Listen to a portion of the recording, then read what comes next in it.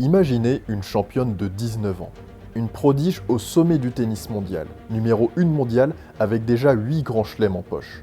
Une joueuse intouchable, inarrêtable, destinée à tout écraser, tout gagner. Et puis, en une fraction de seconde, tout s'effondre. Le 30 avril 1993, en plein match à Hambourg, Monica Seles est poignardée dans le dos par un fan obsessionnel, venu avec un couteau. Un acte aussi fou qu'incompréhensible, perpétré en plein match sur un court de tennis, sous les yeux de milliers de spectateurs et des caméras du monde entier. Le rêve vire au cauchemar. Monica Seles était destinée à devenir la plus grande joueuse de tous les temps, mais le destin en a voulu autrement et sa carrière ne sera plus jamais la même. Retour sur l'un des drames les plus terrifiants de l'histoire du sport, une agression glaçante, et pour couronner le tout, une justice troublante. Alors pourquoi Monica Seles était bien plus qu'un phénomène précoce? Comment sa carrière a été anéantie en quelques secondes? Et jusqu'où serait-elle allée sans cette tragédie? Réponse, tout de suite.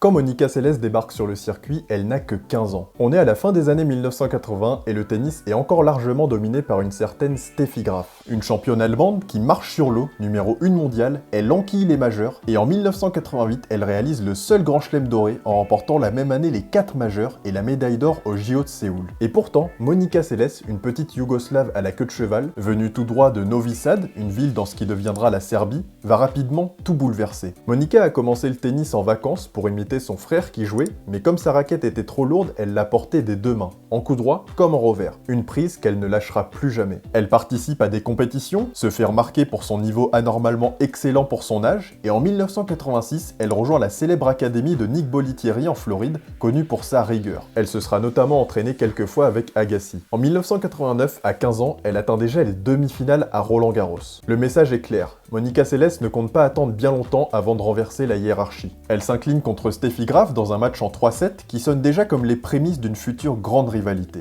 L'année suivante, Seles accélère et elle réalise l'exploit de remporter Roland-Garros à 16 ans. Elle bat Steffi Graf en finale. Oui, à 16 ans, elle bat la numéro 1 mondiale dans un match à haute tension. Mais c'est que le début, parce qu'en 91, elle fait encore mieux. Elle remporte 3 des 4 tournois du Grand Chelem. L'Open d'Australie, Roland-Garros et l'US Open. Elle participe même pas à Wimbledon cette année, donc elle est invaincue en majeur. Elle termine l'année à la première place mondiale, à 17 ans à peine. C'est un record de précocité à l'époque, record ensuite battu par Martina Hingis. Et en 92, rebelote. Elle remporte encore une fois 3 des 4 tournois du Grand Chelem. Monica Seles est au sommet. Elle surclasse toutes ses adversaires qui sont plus âgés, et en 2 saisons, elle rafle 6 majeurs. Entre 90 et 93, Monica Seles remporte 8 Grands Chelems, le tout à seulement 19 ans. C'est une hégémonie pure et simple, et à ce rythme-là, elle est partie pour tout exploser.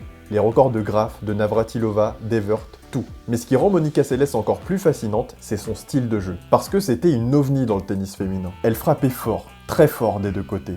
Et surtout, elle tient sa raquette à deux mains, aussi bien en coup droit qu'en revers. C'est très spécial, et elle n'a pas une main dominante, mais elle en a deux.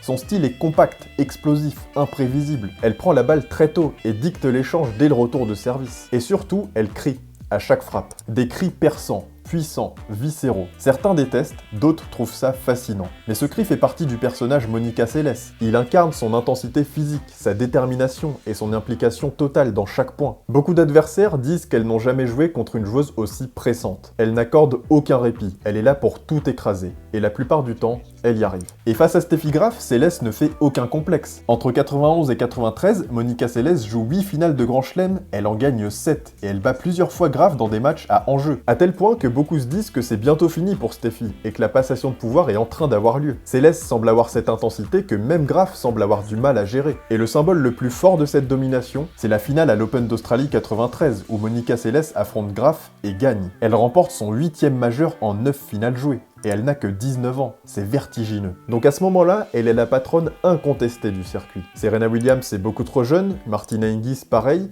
et Steffi Graf commence à être dominée dans les confrontations directes. Tous les experts sont d'accord. Monica Seles est partie pour devenir la plus grande joueuse de tous les temps. Mais c'est là que le destin va basculer. Brutalement, injustement, en plein match, au sommet de sa gloire. On est le 30 avril 1993. Monica Seles est à Hambourg, en Allemagne, pour un tournoi de préparation pour Roland-Garros. Seles est numéro 1 mondiale, c'est la plus forte. La saison dernière, en 92, elle fait son petit chelem en atteignant les 4 finales, elle gagne le Masters pour la 3e fois d'affilée, et en début d'année, elle remporte l'Open d'Australie. À Hambourg, elle affronte en quart de finale Magdalena Maliva, une jeune bulgare prometteuse, et Seles mène tranquillement, elle fait le job. Elle est concentrée, appliquée, tout semble sous contrôle. Mais alors qu'elle mène 6-4, 4-3, au changement de côté, tout bascule.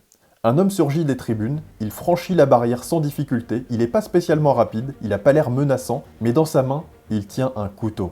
Il s'approche dans le dos de Seles et sans un mot, il la poignarde. En plein dos, juste sous l'omoplate gauche.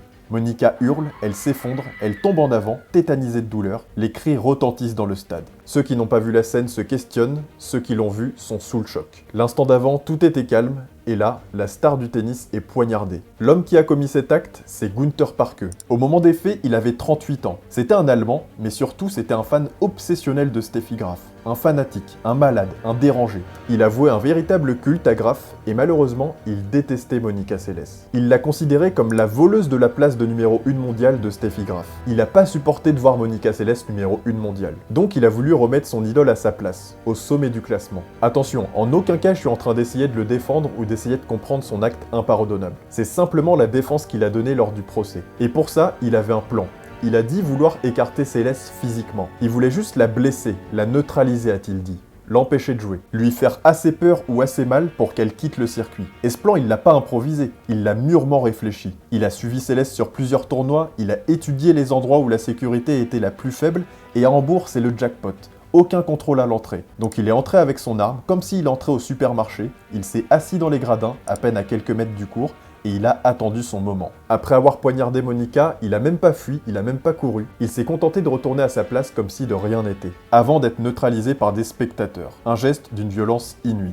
Mais le plus glaçant dans cette histoire, c'est l'attaque, bien sûr, mais c'est aussi ce qui va suivre. Parce qu'après l'arrestation de Günther Parke, la justice allemande entre en scène. Et là, c'est l'incompréhension, l'indignation. Les experts psychiatriques le jugent mentalement instable. Il est déclaré semi-responsable de ses actes. En effet, Günther a expliqué être un fan obsessionnel de Steffi Graf, en collectionnant des photos d'elle, des posters, et en lui écrivant des lettres tous les jours. Des experts ont bien confirmé qu'il était déficient mental, donc un trouble généralisé perçu avant l'âge adulte. Résultat, Günther Parke a été condamné à 2 ans de prison avec sursis, et avec l'obligation de suivre des soins psychiatriques. La juge a motivé sa décision sur le fait que Parke avait exprimé des sincères remords. Donc après 6 mois de détention préventive, il ne fera pas un jour de prison.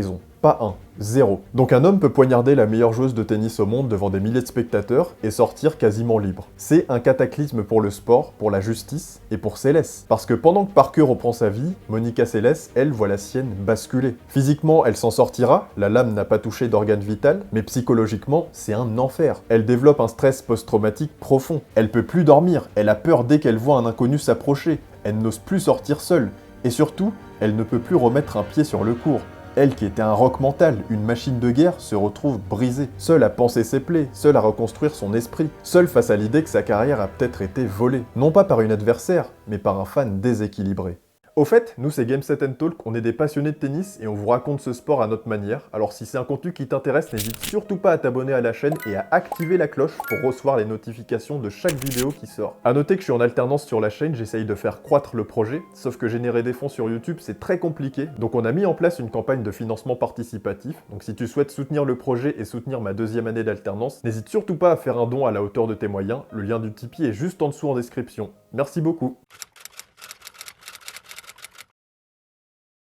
Quand Monica Seles s'effondre ce jour d'avril 1993, c'est pas seulement un corps qui chute sur de la terre battue. C'est toute une carrière, un destin, une trajectoire historique qui vient de dérailler. Et ce drame laissera une trace indélébile. Monica ne rejouera plus un seul match pendant 2 ans. À 19 ans, 2 ans c'est une éternité. C'est le moment où les corps progressent, où les automatismes se perfectionnent, où les titres s'enchaînent. À ce moment-là, normalement, on est dans l'âge d'or de l'apprentissage. Mais pour Monica, ce sont 2 années de cauchemar. Alors elle essaye de se reconstruire, mentalement et physiquement, mais les séquelles sont profondes, et la peur ne la quittera plus jamais. Son insouciance, elle, est morte à Hambourg. Avant, elle entrait sur le court comme une lionne, agressive, déterminée, impitoyable. Puis après, elle entrait avec une forme de retenue. un filtre invisible. L'instinct de tueuse est toujours là, mais il est affaibli, comme si une partie d'elle avait été laissée sur ce banc. Et pendant que Monica se reconstruit mentalement et physiquement, le monde continue de tourner, et le tennis féminin doit faire sans elle. Et en son absence, Steffi Graf reprend la place de numéro 1 mondiale. Et elle fait pas semblant, elle écrase tout. Elle enchaîne les titres, les grands chelems, les saisons dominantes. C'est le retour du rouleau compresseur allemand. En 93, juste après l'attaque, alors que Seles avait remporté l'Open d'Australie, Graf fait le petit chelem en remportant tout le reste. Elle remporte son 14e grand chelem à l'US Open 1993. En 95 et 96, elle réalise 2 petits chelems et à l'US Open 1996, elle remporte son 22e et dernier majeur. Mais derrière cette domination, une question dérangeante flotte dans l'air. Et si Monica avait été là ?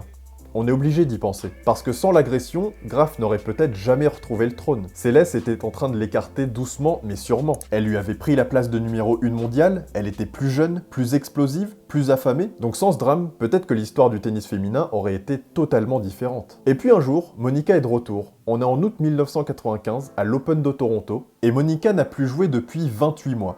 Et pourtant, pour son grand retour, elle gagne le tournoi sans perdre un set. Une performance exceptionnelle. Les fans croient en elle, les médias s'enflamment. Alors peut-être qu'elle est de retour et qu'elle va redevenir la patronne du circuit. Puis vient l'US Open et Monica Seles met des doudounes à tout le monde. Elle retrouve Steffi Graf en finale mais s'incline en 3-7. Seles est donc revenue au top niveau, mais la tendance s'est inversée contre l'Allemande, qui elle n'a pas coupé avec le circuit. Quelques mois plus tard, en janvier 1996, Monica Seles réalise l'exploit de remporter l'Open d'Australie. Un nouveau grand chelem, son 9e. Une victoire qui vient récompenser sa résilience, sa force de caractère, son immense talent. Mais ce sera aussi le dernier, parce que le monde du tennis a changé. Une nouvelle génération arrive. Il y a Martina Hingis, la surdouée suisse de 16 ans. Puis très vite, les sœurs Williams qui vont redéfinir les standards physiques du tennis féminin. Monica, elle, a toujours du talent, toujours cette main gauche magique, mais son jeu n'a plus la même intensité, son regard n'a plus la même férocité. Et surtout, son corps commence à lâcher. À la fin des années 90, Monica continue à jouer, évidemment, même dans le début des années 2000. Elle fait des quarts, des demi en grand chelem, elle reste dans le top 10 jusqu'en 2003, ce qui est énorme, mais c'est plus la même chose, elle ne domine plus. Elle subit, elle lutte, elle essaie de rester à flot, mais surtout, elle ne sera plus jamais vraiment heureuse sur le court. Le traumatisme est là, sous-jacent, invisible mais permanent. Chaque tournoi est une épreuve mentale, chaque déplacement est une potentielle source d'angoisse. Le tennis, autrefois son refuge, est devenu un lieu de tension, et elle finira par prendre sa retraite en 2003, sans avoir retrouvé vraiment sa pleine mesure. Alors forcément, une question obsède tous les fans de tennis. Jusqu'où aurait-elle pu aller? Quand elle est poignardée, Monica Seles avait 8 grands chelems, à 19 ans et 5 mois. Elle était numéro 1 mondiale depuis 2 ans et elle avait remporté 8 des 11 derniers majeurs qu'elle avait disputés. C'était une domination encore plus forte que les grandes années de Roger, c'était une cadence infernale. À ce rythme-là, et sans le drame, elle aurait très probablement atteint les 20 grands chelems, voire plus. Elle aurait pu dépasser les Graf, les Navratilova, les Serena, tout le monde. Elle était sur la trajectoire d'une domination historique dans le tennis. Donc la vraie question, c'est peut-être celle-là. Steffi Graf aurait-elle remporté 22 grands chelems si Monica Seles était restée en pleine possession de ses moyens? Bah sûrement pas. Alors maintenant, c'est pas une raison pour dévaloriser le palmarès de Steffi Graf, qui est complètement mérité et incroyable. Mais c'est aussi être factuel de dire que le palmarès de Graf a profité, au moins indirectement, de l'absence prolongée de Monica Seles. Au final, ce drame dépasse le sport. C'est pas une blessure, c'est pas un accident, c'est pas une défaite. C'est une pure injustice, une agression venue de l'extérieur, d'un homme fou qui a volé une carrière, brisé un destin et bouleversé l'histoire du tennis féminin. Alors on saura jamais ce qu'aurait pu devenir Monica Seles, c'est pour ça qu'il faut pas trop spéculer non plus. Mais une chose est sûre, elle a pas été battue par une adversaire, elle a été trahie par le monde qui l'entoure, par l'absence de sécurité, par la faiblesse de la justice, par le silence d'un milieu qui n'a pas su la protéger ni la soutenir. C'est pour ça que cette histoire reste encore aujourd'hui comme l'un des plus grands essais de l'histoire du sport.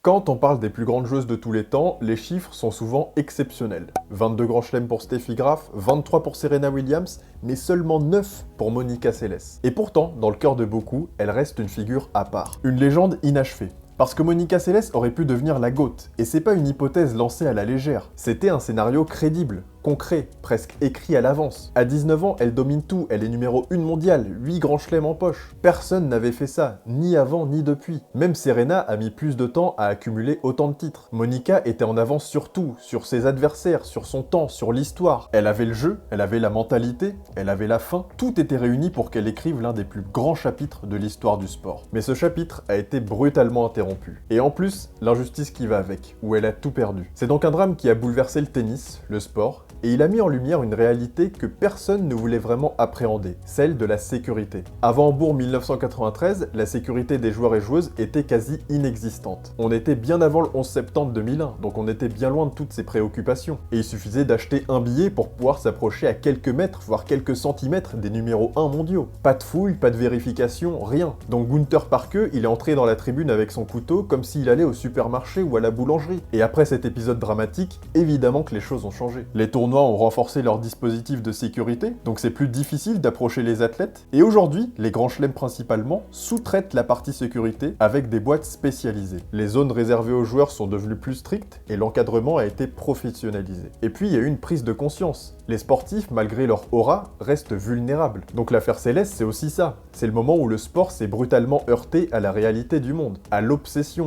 à la violence et à la haine. Alors oui, Monica Seles reste une légende, mais une légende brisée. Brisée par un acte de haine, brisée par un système judiciaire défaillant, brisée par l'indifférence de certains, brisée mais debout, parce que malgré tout elle est revenue. Elle a gagné un dernier grand chelem, elle a continué à jouer et à inspirer. Et c'est ça qu'il faut mettre en avant. Malgré ce choc, elle est revenue et elle a gagné ce que peu de joueuses arrivent à gagner. Je trouve qu'on sous-estime l'exploit de cet Open d'Australie 96, parce que quand on parle de Céleste, on évoque la prodige, le drame, mais on oublie ce comeback qui est tout simplement ahurissant. Mais on pourra jamais s'empêcher de se demander ce qu'elle serait devenue si elle n'avait pas été poignardée. On peut regretter que sa rivalité avec Steffi Graf ne soit pas allée au bout, parce que les deux auraient pu nous délivrer d'autres chefs-d'œuvre. On peut regretter que sa rivalité avec Martina Hingis ne soit pas allée au bout, tout ça à cause d'une sécurité laxiste. Le problème, c'est que depuis, on a vu des grosses failles dans la sécurité de certains tournois, et pas n'importe lesquels. On parle de Roland Garros en finale en 2009, où Roger Federer se fait chahuter par un fan avec un drapeau. Heureusement qu'il lui a rien fait, parce que ça aurait été une catastrophe. Roger, toujours à Roland Garros, 6 ans plus tard, qui se fait alpaguer par un jeune qui a débarqué sur le court Pépouze, qui voulait sa photo. On n'a pas compris la leçon.